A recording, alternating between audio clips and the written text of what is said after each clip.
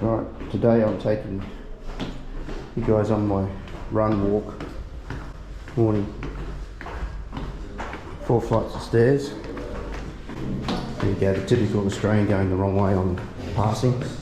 Breakfast room in our hotel. Had there a couple of times, not bad. Lovely tree-lined street it is. That way about, what, 100 metres to the beach. This way into town. Quite a big marina here. It's like a cove, man-made cove that's off the main canal, which you'll see shortly. Pretty fair dinkum chandeliers in town. See, they've got all the good gear. Do a really good job. All the parks have got a lot of trees, so with the heat of the day over here, it's great. I imagine for families and whatever to come to these parks and just get a bit of relief and let the kids run amok, or the dogs, as the case may be. So this is probably the most famous part of Cessanetico. From what we can gather, there's a canal that was dug to join the town of Cessna to the sea. Obviously this is Cessanetico, Cessna by the sea. Tide's coming in just slowly. So that goes out to the sea. You can see all the modern fishing boats and tourist boats. This is the little ferry coming across. It costs you €50 to get on it, but it saves you probably about a K of walking. People even use it on their bikes. As you can see, bikes are big over here. Everyone's getting around on bikes. Pushies are the rule, the roads really. This section of town, the whole canal is lined with restaurants, and I'll bring you back in a couple of seconds when I run up the other end. This whole section is lined by the traditional fishing boats. Really cool. So here we go. How cool is that? And they all stick their sails up all day. A couple of them go out. We've actually seen them out in the water. You might have caught them on Tit V. We went past 1 or 2 of them over the practice days, and apparently each sail is unique in the colour pattern. Just like we've got our colours in our Hobies and we still need numbers, these guys have gone to the extreme and said, no, you can only have pattern per family. So there's if I find one, I'll show you. There's a board poster that shows you that each, like probably about 30 different families, all have a sail that's exclusively their pattern. Probably the latest I've been up here of a morning, and a lot more sails up than earlier. The council chambers? That one says Sputnik. I don't know whether it's a bit of fallout from Russian spacecraft or what they're thinking. It's definitely different to the others. It's got a Bermudan rig, it's a bit of an oddball, but these are all very similar, these little ones.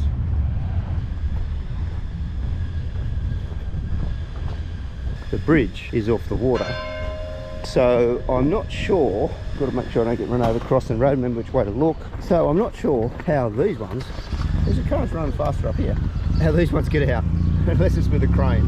The massive one definitely doesn't get out up the other end. We've got a bell tower which just went off. Some dude who did something. And then the same thing down the other side of the street. Evenings are huge over here. 8 o'clock till midnight, there's just people everywhere. Everything a modern person could need. Tattoo shop, piercings, there you go. All those at home. It's coming up to a pretty sexy roundabout. And then this is sort of the main drag that takes you down to the other side of the canal waterfront. What I can gather, this is the Richie Rich side of town. The hotels are all a bit classier. The beach bagnios are a bit classier, and there's a lot more activity over here, a lot more shopping and restaurants and everything really. Pretty cool street though. Look at that. So this is the second canal looking upstream.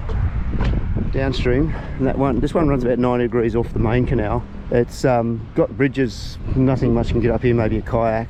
I suppose when commercial fishing and retail and ships docking stopped, this one just stopped being useful. You can see the Far Bridge was a lifting bridge at some stage, but they're constructing new, that one that the orange shirt guys on is quite new, and there's another one going upstream as well.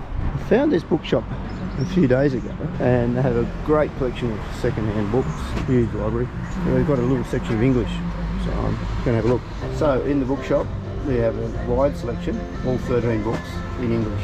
I have picked up Charles Dickens, David Copperfield, currently just about finished Dan Brown, Origin, pretty cool book. So now we're down on the main waterfront promenade, I suppose you'd call it. Lots of trendy cafes, clothes shops, all the good gear, fancy hotels.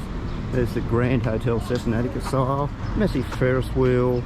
Just down past the Ferris wheel now, massive volleyball centre. Pretty keen to be playing volleyball in this weather, I'll tell you. So this is the main beach, south side of the creek. It's quite amazing. It's the military precision to which Steve Fields would be proud. All these umbrellas and deck chairs are laid out on the beach.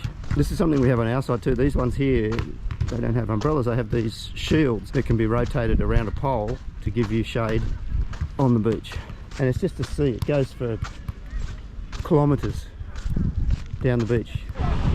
So that's looking back towards, you can see a tourist boat going out the canal entrance at the moment. These little pedal boats with built-in slippery dips are pretty cool. And then you can see it just goes forever.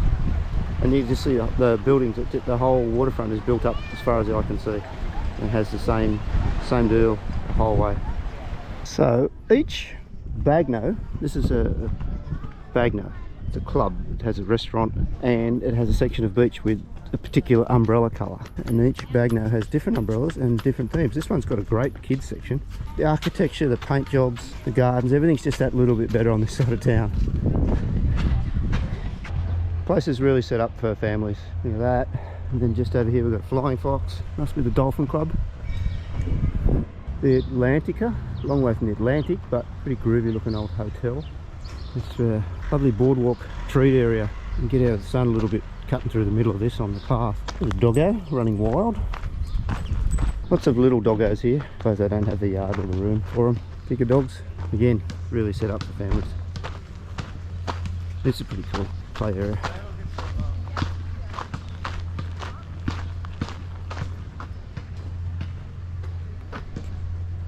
Just one more view before I leave the waterfront of just how many Bagnos there are.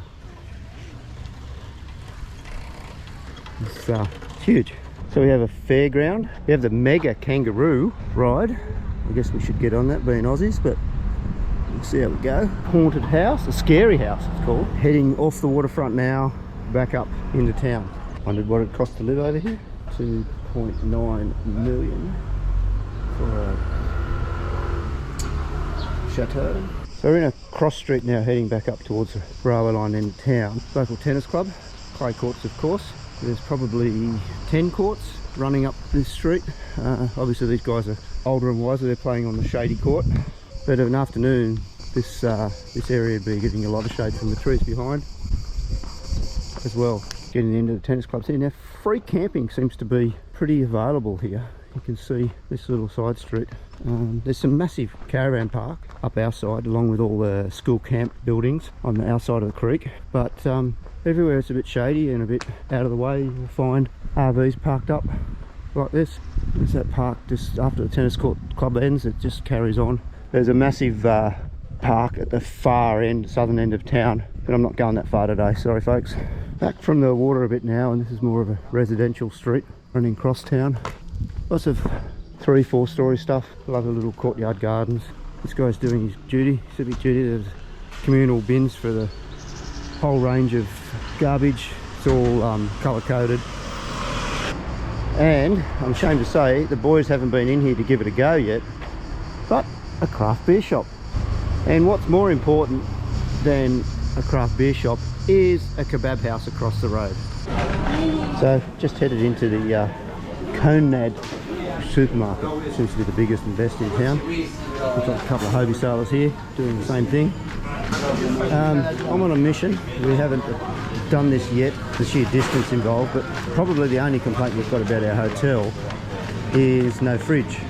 So we've just been buying stuff day to day from the shorefront supermarket, which is a lot more expensive than here obviously. So we're going to try buying beers and ice and cooling them down. I'm not sure the economics of it, we'll give it a go. So I've just successfully negotiated the self-serve checkout at the supermarket. So a bottle of beer there costs €119. We're paying $2.50 at the shorefront supermarket for them to be cold, but the one and only supermarket in town that actually sells ice, the only place you can get ice, costs €4 a 2 kilo bag. So I think we're just stuck with it, but we'll give it a go today. What the hell. So coming back over the canal now, even more of the sails are up. Obviously they don't expect a lot of wind. They can do this, and from what we've seen, that's pretty fair. We have another cool tree-lined street. What I turned the camera on here is the cobblestone footpath. Pretty spunky, eh? Looking back down that street, And that there is the railway station. And what we're about to do now is the walk we have to do at the end of this, Hotel Devon, home again. So there concludes Mick's tour of Cesenatico. All I've got to do now is hope that the elevator's down and I don't have to walk up the stairs. Got something that would warm the hearts of anyone who's in Gaeta in 91. The only known use for a bidet for a Hobie sailor from Australia is fill it with beer and cool it down.